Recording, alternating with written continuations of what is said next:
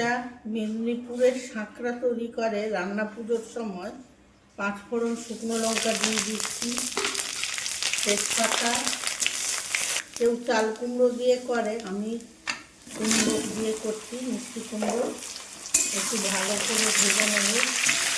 চালটা দেবো, চালটা সেদ্ধ করে ছোটো করে নিচ্ছি। নুন, এবারে জল দিচ্ছি একটু সেদ্ধ হওয়ার জন্য। এটা হাফ সেদ্ধ হয়ে এসছে, এবারে চালের বাটা জল করে দিয়ে দেবো,